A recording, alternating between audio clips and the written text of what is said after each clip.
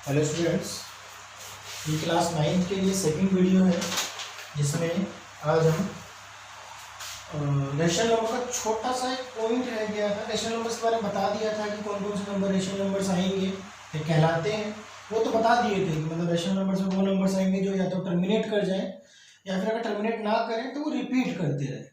But rational number का representation बताना भूल गए थे, तो आज हम इस वाली वीडियो में, वीडियो नंबर 2 है ये 9th क्लास के लिए, इस वीडियो में हम रेशनल नंबर का रिप्रेजेंटेशन और एक्सरसाइज 1.1 को कंप्लीट करेंगे क्लास 9 के लिए।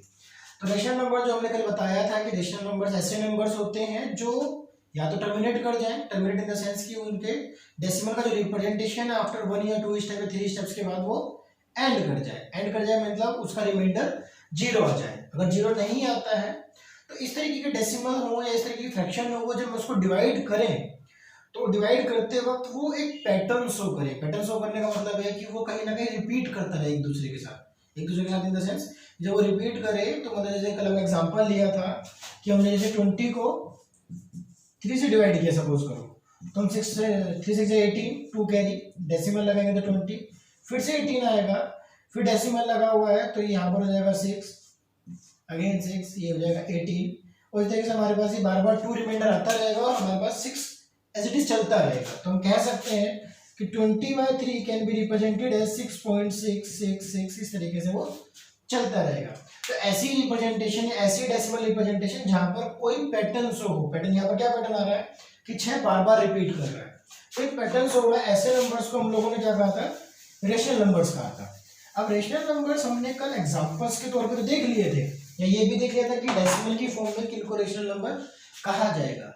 बट ये नहीं बताना, ये बताना भूल गया था मैं कि रिप्रेजेंट किस फॉर्म में किया जाएगा रेशनल नंबर्स को।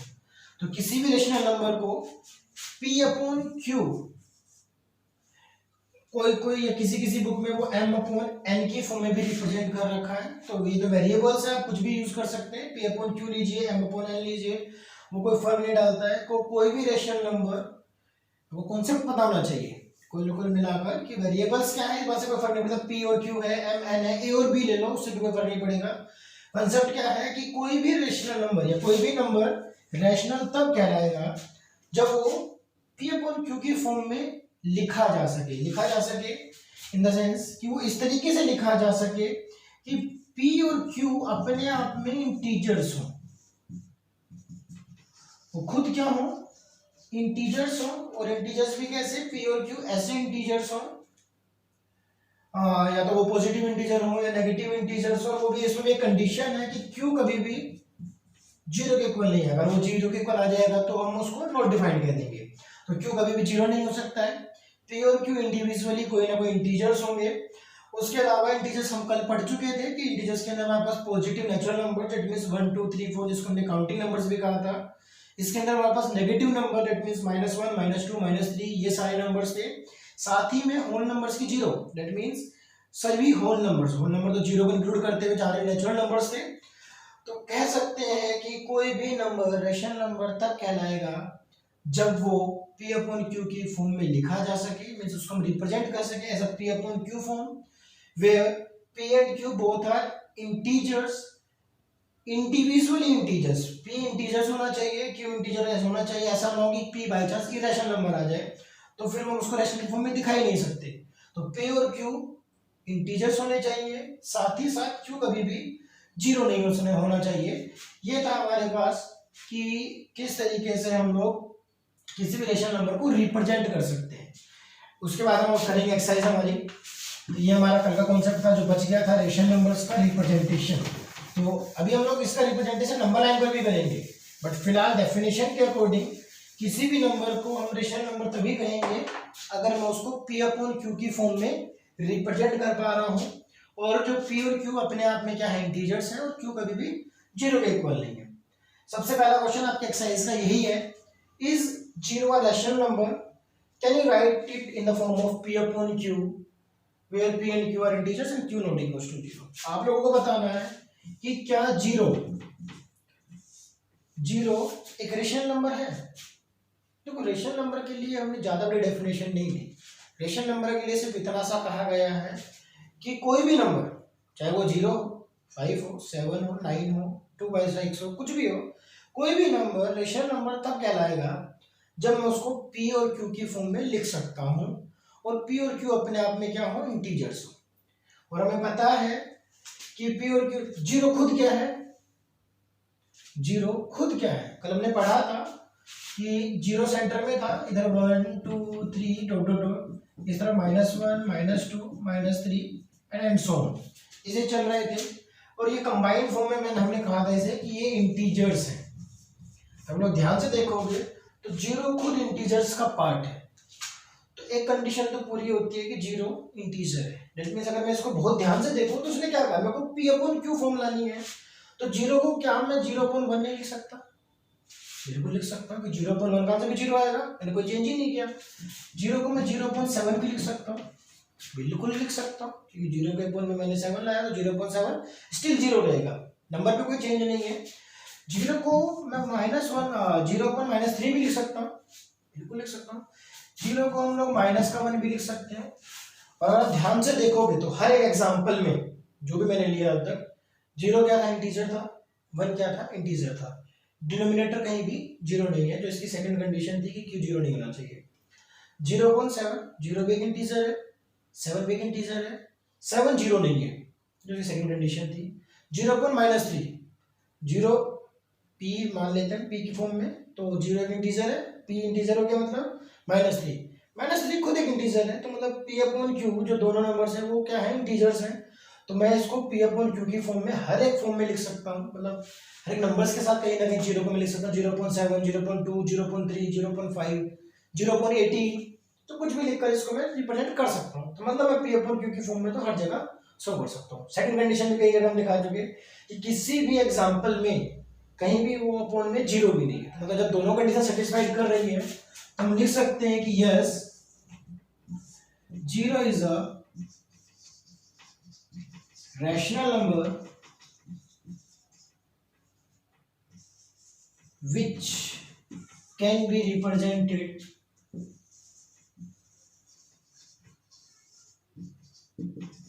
in the form of p upon q, q not equals to 0, where p and q are integers. ध्यान रहे कि ये जो इतनी लाइन है q नॉट इक्वल टू 0 और ये वाली, ये इंपॉर्टेंट है, ये हमारा बेस बनाता है कि कोई भी नंबर रेशनल नंबर है, ये हमारी डेफिनेशन को सेटिस्फाइड करता है। ठीक, क्वेश्चन नंबर 2 और 3 थोड़े से गैप के बाद करेंगे। क्वेश्चन नंबर 4 पहले करेंगे हम लोग, क्योंकि हमारा जो कॉन्सेप्ट कल जो हमने डेफिनेशंस पढ़ी थी या कल जो हमने नंबर्स पढ़े थे, कौन से नंबर्स हैं, natural numbers, integers, whole numbers, तो सबके बारे में कुछ बेस के लिए करने के लिए हमारे पास क्वेश्चन नंबर 4 पहले होना चाहिए। उसका पहले पार्ट में उसने कहा है कि every natural number is a whole number. कल को थोड़ा सा याद करते हैं, कल इन द सेंस की जो पिछली वीडियो थी, पिछली वीडियो को हम लोग याद करते हैं कि पिछली वीडियो के अंदर हमने पढ़ा था कि नेचुरल नंबर्स क्या है, होल नंबर्स क्या है। एक बार फिर से रिपीट करा देता हूँ कि नेचुरल नंबर्स कौन से थे, हमारे काउंटिंग नंबर से 1 2 3 4 इस तरीके से, ये नेचुरल नंबर्स थे। और होल नंबर्स कौन से थे, ऐसे नंबर्स जो जीरो के साथ यूज में हो, मतलब जीरो को इंक्लूड करते हुए सारे नेचुरल नंबर्स, तो 0 1 2 3 4 डॉट डॉट डॉट। आप ध्यान से देखोगे तो ये वाला जो पार्ट है ये खुद में क्या है, नेचुरल है। तो मतलब होल नंबर के अंदर सारे के सारे नेचुरल नंबर अकर कर रहे हैं, एक एक्स्ट्रा ही है, कुछ कम नहीं है। जीरो यहाँ पर एक्स्ट्रा में है, एक्स्ट्रा इन द सेंस कि होल नंबर का पार्ट है, नेचुरल नंबर का पार्ट नहीं था। तो नेचुरल नंबर के हिसाब से होल नंबर के पास कुछ ज्यादा ही है, कम नहीं है। उसने यही पूछा है कि every natural number is a whole number. ध्यान रहे, होल नंबर के पास सारे नेचुरल नंबर्स हैं, ठीक, और नेचुरल नंबर्स के पास सारे होल नंबर नहीं है। तो अगर इस क्वेश्चन पे ध्यान दें, इसने ये कहा है कि सारे नेचुरल नंबर्स होल नंबर्स हैं, क्योंकि ऑटोमेटिकली सारे नेचुरल नंबर्स होल नंबर के अंदर ऑक्यूपाइड हैं, मींस उसके अंदर है। तो हम कह सकते हैं कि जितने भी नेचुरल नंबर्स हैं वो सारे होल नंबर्स हो जाएंगे। तो इसका आंसर हो जाएगा हमारे पास ट्रू। बट अगर यही क्वेश्चन रिपीट हो जाता, मींस रिवर्स हो जाता, is every whole number is a natural number, अगर हम इसी को पढ़ते हैं कि क्या सभी होल नंबर्स नेचुरल नंबर्स हैं, तो हमारे पास आंसर तुरंत आ जाता फॉल्स।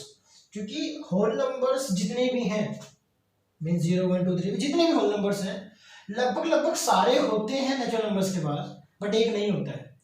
और मैथमेटिक्स में हम लोग किसी भी चीज़ को अगेंस्ट में दिखाने के लिए, काउंटर पॉजिटिव के लिए, कन्वर्स प्रूव करने के लिए एक छोटा सा एग्जांपल सफिशिएंट है कि भाई एक चीज़ नहीं आ रही है, इसका मतलब वो जनरली सबके लिए ट्रू नहीं है। यहाँ पर भी वही हुआ है कि सभी होल नंबर्स लगभग 99.99% सारे नंबर इसके अंदर है एक्सेप्ट जीरो। स्टिल हम कहेंगे कि जितने भी होल नंबर्स हैं वो सारे नेचुरल नंबर्स नहीं है, क्योंकि जीरो एक ऐसा होल नंबर है जो नेचुरल नहीं है। तो अगर ये क्वेश्चन रिवर्स में आता है, that means every whole number is a natural number, तो इसका आंसर होता है फॉल्स। बट जो गिवन क्वेश्चन है उसके हिसाब से every natural number is a whole number, तो यहाँ पर है true. Every integer is a whole number. अभी इससे पहले वाले एग्जांपल में नंबर लाइन बनाई थी, ये 0, ये 1, ये 2, ये 3, 4, यहाँ पर था हमारे पास -1, -2, -3, -2। इसने कहा every integer is a whole number. ये सारे इंटीजर्स थे। होल नंबर्स कहाँ से है? होल नंबर हमारे पास 0 से लेकर ये जितना हमारा पार्ट है ये होल नंबर है, ये होल था। बट ये जो पूरा का पूरा है ये हमारे पास क्या था? इंटीजर्स था। तो हम सीधे सीधा कह सकते हैं कि इंटीजर का एक पार्ट है होल नंबर। तो yes it is true that every integer is a whole number. हर एक इंटीजर होल नंबर है। बट अगर इसमें भी रिवर्स आता है, ये क्या हर एक होल नंबर इंटीजर है? तो नहीं, क्योंकि -2 एक इंटीजर है बट वो होल नहीं था, -3 एक इंटीजर है बट वो होल नंबर नहीं है। तो इस वाले क्वेश्चन का आंसर है ट्रू। बट अगर इसका रिवर्स आता तो वो हो जाता हमारे पास फॉल्स। इसका थर्ड पार्ट है हमारे पास every rational number is a whole number. इसका एग्जांपल हम होल नंबर से ही लेंगे। देखो सारे होल नंबर्स हमारे पास क्या थे? होल नंबर हमारे पास 0 था, 1 था, 2 था। आगे की बात करें तो हमारे पास 5 भी होल नंबर है, 9 भी होल नंबर है। उसने पूछा क्या ये सारे रेशनल नंबर्स हैं? हमें तो एक एग्जांपल दिखाना है कि रेशनल नंबर कौन से होते हैं जो P/Q की फॉर्म में हो और P और Q इंटीजर्स हो और Q जीरो ना। क्या मैं इसको 0/1 लिख सकता हूँ? बिल्कुल लिख सकता हूँ, कोई फर्क नहीं पड़ेगा। 1 को मैं 1/1 लिख सकता हूँ, बिल्कुल लिख सकता हूँ, क्योंकि 1/1 वापस 1 ही आएगा। सिमिलरली 2/1, 5/1, 9/1। तो सभी होल नंबर्स को by putting 1 as a denominator मैं उसको P/Q की फॉर्म में दिखा सकता हूँ। किसी भी केस में डिनोमिनेटर 0 नहीं है। तो हम कह सकते हैं कि जितने भी होल नंबर्स हैं वो सारे के सारे क्या हैं? रेशनल नंबर्स हैं। तो ये भी हमारे पास क्या हो जाएगा? ट्रू हो जाएगा। ठीक, ये था हमारे पास क्वेश्चन नंबर 4 के आंसर। क्वेश्चन नंबर 2 अच्छा क्वेश्चन है, आप मुझे देखो। क्वेश्चन नंबर 2, क्वेश्चन नंबर 2 हमसे कहता है कि फाइंड 6 रेशनल नंबर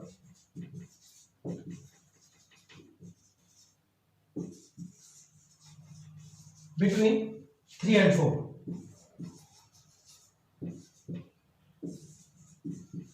3 और 4 के बीच में 6 रेशनल नंबर निकालो। कल भी आपसे कल इन द सेंस कि लास्ट वीडियो में भी कहा गया था कि किसी भी दो नंबर्स के बीच में अगर आपसे कहा जाए कि 5, 4, 6 रेशनल नंबर निकालो, या पूछा जाए डायरेक्टली कि कितने रेशनल नंबर्स होते हैं, तो इनफाइनाइट होते हैं।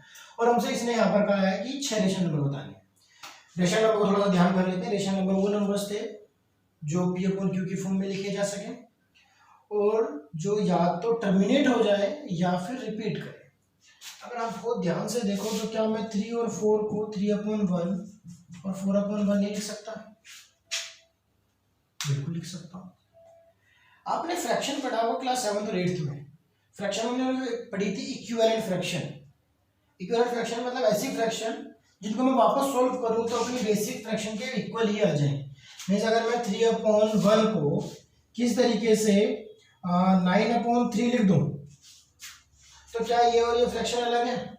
नहीं, क्योंकि जब मैं इस फ्रैक्शन को सोल्व करूंगा तो 3 × 3, 3 × 3 = 9, तो वापस क्या आंसर आ जाएगा? 3/1 आ जाएगा। तो मीन्स ऐसी फ्रैक्शन जो इक्विवेलेंट होती है वो आपस में इक्वल भी होती है, क्योंकि आफ्टर सोल्विंग दोनों फ्रैक्शन सेम ही होती है। तो इसी कंसेप्ट का यूज करके, इक्विवेलेंट फ्रैक्शन का ही यूज करके मैं इन फ्रैक्शंस को या इन नंबर, ये फ्रैक्शन ही होगी एक तरीके से। 3/1 फ्रैक्शन है, 4/1 एक फ्रैक्शन है। वो बात अलग है कि 3/1 का आंसर 3 आएगा, 4/1 का आंसर 4 आएगा, but still we can represent these numbers in the form of fraction 3/1 and 4/1। क्योंकि मुझे रेशनल नंबर दिखाना है तो मुझे कहीं ना कहीं P/Q की फॉर्म दिखानी है। तो ये रहा पी, ये रहा क्यू, ये रहा पी, ये रहा क्यू, क्यू कहीं भी जीरो नहीं है। मुझे इनके बीच में 6 नंबर चाहिए। ध्यान रहे, देखो एक आसान तरीका तो ये है कि जितने नंबर चाहिए उससे एक ज्यादा से आप मल्टीप्लाई कर दो ऊपर नीचे। ऊपर नीचे इन द सेंस आप उसी नंबर्स को डिनोमिनेटर और न्यूमरेटर में मल्टीप्लाई कर दो तो काम हो जाएगा।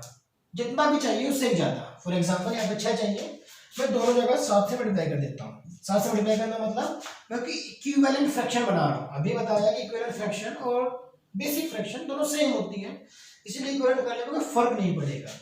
तो अगर मैं 3/1 को 7 से मल्टीप्लाई और डिवाइड करता हूँ, सिमिलरली 4/1 को भी 7 से मल्टीप्लाई और डिवाइड करता हूँ, तो यहाँ पर मेरे पास आंसर आ जाएगा 3 7 21, ये जाएगा 7 और 4 7 28, यहाँ जाएगा 7।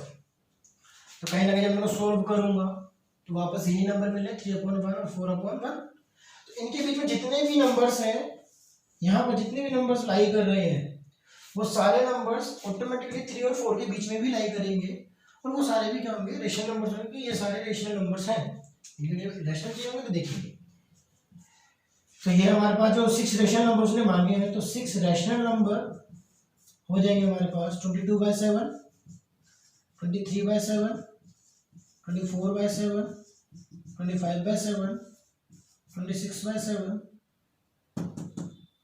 27/7। ये हो गए 6 नंबर।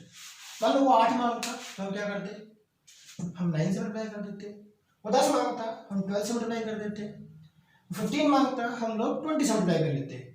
आपको ध्यान रहे, पहले तो डिनोमिनेटर सेम होनी चाहिए। मल्टीप्लाई करते वक्त दोनों फ्रैक्शंस की डिनोमिनेटर सेम होनी चाहिए, क्योंकि यहाँ पर पहले से 1 थी तो मेरे को कॉन्सेप्ट बताने की जरूरत नहीं पड़ी। अगले क्वेश्चन में वो बताना पड़ेगा। पहली बात तो हम डिनोमिनेटर सेम करेंगे, उसके बाद कम से कम जितने उसने नंबर मांगे हैं उससे ज्यादा से मल्टीप्लाई करके हम लोग उनके बीच के नंबर जितने भी उसने कहे हैं, वो 3 भी कह सकता है, 5 भी कह सकता है, 7 भी कह सकता है, जितने नंबर उनसे मांगेगा उतने नंबर हम लोग उनके बीच में फाइंड आउट करते हैं। ठीक, ये है हमारे पास 6 रेशनल नंबर्स बिटवीन 3 एंड 4। इनका ऑब्जेक्ट्स को भी सोल्व करोगे, इन सभी का आंसर 3 और 4 के बीच में ही लाई करेगा।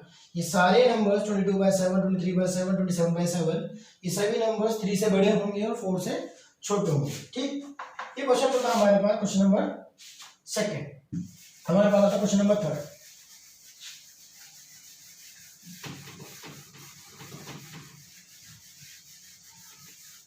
क्वेश्चन नंबर 3 हमारे पास है, उसने कहा हमसे फाइंड 5 रेशनल नंबर्स। उनसे कह रहा है कि 5 रेशनल नंबर्स निकालो। 5 रेशनल नंबर्स निकालने हैं 3/5 और 4/5 के बीच में। यहाँ पर भी इसने डिनोमिनेटर सेम दे दिए हैं, तो फिलहाल मैं इस क्वेश्चन को कराता हूँ, फिर इसमें थोड़ा चेंजेस करके जो कॉन्सेप्ट बताना है वो कराते हैं।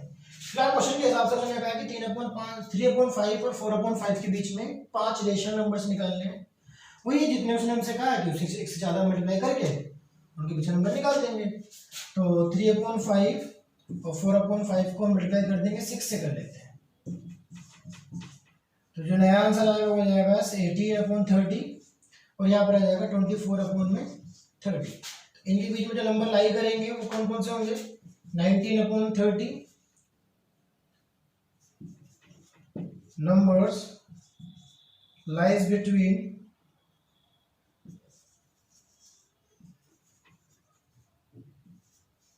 these numbers are 19/30, 20/30,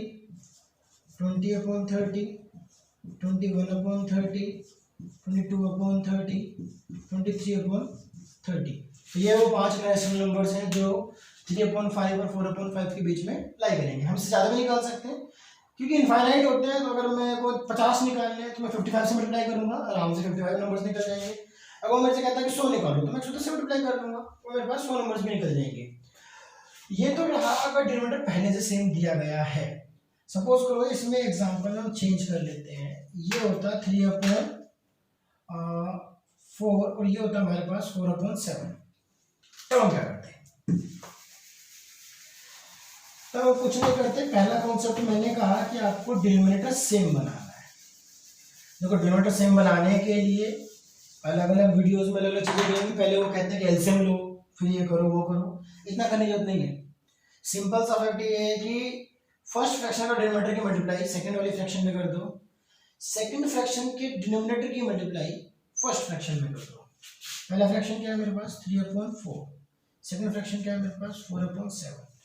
डिनोमिनेटर को सेम करने के लिए ज़्यादा कुछ नहीं करना है, फर्स्ट फ्रैक्शन के डिनोमिनेटर को सेकंड फ्रैक्शन से मल्टीप्लाई कर दो। मल्टीप्लाई करो तो डिवाइड भी करना पड़ेगा, लॉजिक है। सेकंड फ्रैक्शन के डिनोमिनेटर को फर्स्ट फ्रैक्शन से मल्टीप्लाई कर दो, मल्टीप्लाई किया तो डिवाइड भी करना पड़ेगा। चेक करो नहीं है फ्रैक्शंस क्या है, ये हो गया 21/28, ये हो गया मेरे पास 16/28। सीधी सी बात है, 21 और 16 के बीच में अगर ध्यान से देखोगे तो आप 21 से 22 23 तो जाओगे नहीं, 16 से 21 जाओगे तो इन दो के बीच में चाहिए हमें। तो हमें इस बात से मतलब नहीं है कि कौन कहाँ है, हमें तो सीक्वेंसली चाहिए। 16 से लेकर 21 के बीच में ऑटोमेटिकली 17 18 19 20 चार नंबर तो हमें डायरेक्टली मिल रहे हैं। अगर मैं इसको ध्यान से देखूं तो इनके बीच में जो नंबर लाई कर रहे हैं वो लाई कर रहे हैं, इनके बीच में लाई करने वाले नंबर है 17/28, 18/28, 19/28, 20/28। चार ही नंबर है, उसने पूछे थे 5, कम पड़ गए, कम पड़ गए, कुछ नहीं करना, उठाकर जो ये फ्रैक्शन दोनों इक्विवेलेंट है, आप इसको डिवाइड करोगे 7 से तो 7 से 21, 7 4 28, वापस 3/4 आ जाएगा। इसको आप डिवाइड करोगे 4 से तो 4 4 जा 16, 4 7 28, वापस 4/7। अगर मैं इस फ्रैक्शन को फिर से 2 से मल्टीप्लाई कर दूं, देखो 4 थे तो वो 4 की रिक्वायरमेंट नहीं है तो मैं इसको यहाँ से, अभी मेरा काम पूरा नहीं हुआ इसका मतलब मैं वापस क्या करता हूँ, मैं 4 की जगह थोड़ा और मल्टीप्लाई कर लेता हूँ, मैं इसको 2 से और मल्टीप्लाई कर लेता हूँ, इधर किया तो इधर भी कर लेते हैं क्योंकि डिनोमिनेटर सेम बनाना है। तो ये नया आ जाएगा मेरे पास 42/56 और ये मेरे पास आ जाएगा 32/56। अगर अब आप ध्यान से देखोगे तो 32 से लेकर 42 के बीच में 10 नंबर आएंगे, 33/56, 34/56 और वो सारे नंबर्स ऑटोमेटिकली 3/4 और 4/7 के बीच में भी लाई करेंगे। तो यहाँ पर आ जाएंगे 33/56, 34/56, 35/56, इस तरीके से हम लोग 41/56 तक जितने भी नंबर्स हैं वो सारे इसके बीच में लाई करेंगे। ठीक, तो कितने भी नंबर्स के बीच में कितने नंबर्स लाई करेंगे रेशनल या इरेशनल वो हम इस तरीके से निकाल सकते हैं। आज हमने क्या किया, रेशनल नंबर का रिप्रेजेंटेशन क्या था, क्या जीरो रेशनल नंबर होता है। देखो अब यहाँ पर एक क्वेश्चन और उठता है कि जीरो क्या है, जीरो रेशनल नंबर है कि नहीं है, क्योंकि जब मैं उसे रेशनल नंबर की फॉर्म में रिप्रेजेंट कर सकता हूँ तो ऑटोमेटिकली जीरो रेशनल नंबर है। ठीक, उसके बाद हमने क्वेश्चन नंबर 4 किया जिसमें कुछ स्टेटमेंट्स थी। आपको एक और चीज बता देता हूँ, थोड़ा याद करिए नंबर्स कौन सा किससे बड़ा है किससे छोटा है।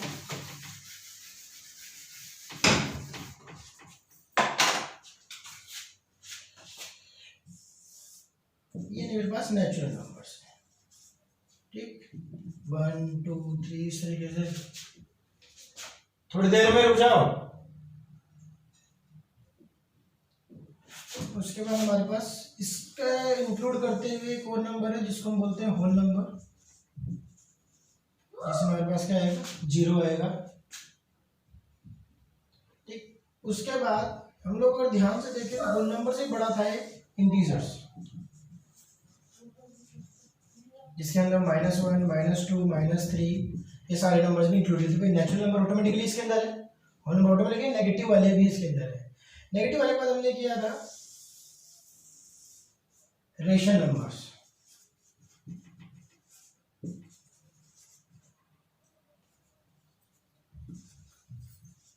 रेशनल नंबर्स क्योंकि हमने भी पढ़ा कि सभी इंटीजर्स को हम लोग कहीं ना कहीं अपॉन 1 करके रेशनल की फॉर्म में भी रिप्रेजेंट कर सकते हैं। इन सभी को रेशनल के साथ साथ कहीं ना कहीं हमारे पास थोड़े से इरेशनल नंबर भी थे, वो इसके पार्ट में है, हम लोग मान लेते हैं। और इसके बाद फिर सबसे बड़ा इसके ये सब की मिला जुला कर कहाँ लाई करते हैं, रियल नंबर्स में। ठीक, तो हम लोग कह सकते हैं कि नेचुरल नंबर सबसे छोटी का ये छोटा नंबर है, उसके बाद होल नंबर उससे बड़ा है, इंटीजर्स उससे बड़ा है, रेशनल उससे बड़ा है और रियल नंबर इन सब का एक सबसेट, मतलब सॉरी सबसेट कह रहा हूँ, इन सबका पावर सेट इन सबको एक साथ लिए हुए हैं, मींस रियल नंबर के ही पार्ट हैं सब लोग। हम लोग इसी को कंटिन्यू करेंगे आगे एक्सरसाइज 4.1.2 और उसके बाद जो भी कॉन्सेप्ट हमारे आते जाएंगे और रियल नंबर्स को आगे इनका रिप्रेजेंटेशन, उसके बाद रेशनलाइजेशन भी करना है, तो ये चीज़ें हम सब अगली वीडियोज में करेंगे। ठीक है।